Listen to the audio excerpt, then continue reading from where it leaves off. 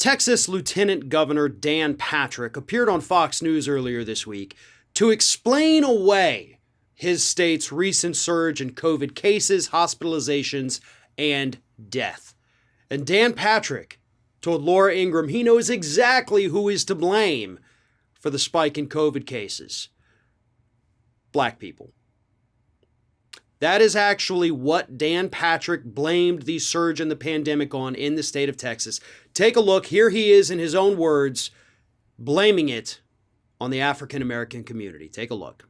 Are coming after your state really quickly here, and as a response, coming after your state because the increased COVID numbers, hospitalizations, deaths are up in Texas, and there's a direct assault on your governor's policies and your state's policies. Very brief response. Yeah. Well, Laura, the COVID is spreading, particularly most of the numbers are with the unvaccinated, and the Democrats like to blame Republicans on that. Well, the biggest group in most states are African Americans who have not been vaccinated. And the last time I checked, over 90% of them vote for Democrats in their major cities and major counties. So it's up to the Democrats to get, just as it's up to Republicans, to try to get as many people vaccinated. But we respect the fact that if people don't want the vaccination, we're not going to force it on them. That's their individual right. But all right, real quick, just to address your last point, this is not an individual choice. When your individual choice impacts the health and well-being and safety of other human beings, it's no longer a personal choice. Okay, we have to get out of that mentality here. This is a public health emergency, and every individual that makes the decision to not protect themselves puts other people in danger. So stop with that personal choice talking point. It's a choice that affects everyone, just like drinking and driving. You don't have a personal choice in that because you put other people in danger. And I don't know why Republicans are struggling to wrap their heads around that concept. Furthermore, while it is true, according to the latest numbers I saw, which were from 3 days ago, the African American community here in the United States only has about a 10% vaccination rate.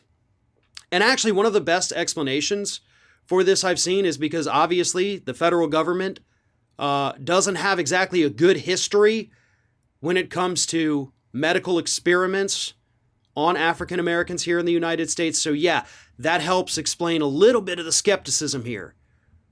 So do other demographics, income brackets, availability, things like that too. We have to factor that in because we're not taking care of that community. And it is grossly irresponsible for Dan Patrick to come out and say the Democrats need to tell their people. Like, whoa, dude. You got to stop acting like everybody in this country is either left or right and the Democrats are responsible for theirs. You're the lieutenant governor. You're responsible for every human being in that state of Texas, regardless of color, regardless of religion, regardless of political affiliation. You're responsible for every single one of them. And furthermore, Patrick's comment is a complete lie. And we know this because we can look at the CDC data that the state of Texas has delivered to the CDC. And it turns out that the black community in the state of Texas, do you know how much COVID they account for in the state? 6.11%. 6.11% of the positive COVID cases in the state of Texas are African American. Do you know who makes up a majority? I know this is going to shock you, right? The majority of COVID cases in the state of Texas, well over 50%, white people. So there goes your talking point.